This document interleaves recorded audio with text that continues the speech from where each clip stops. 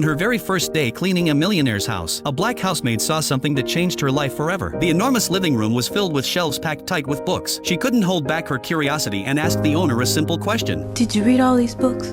Most of them. Why?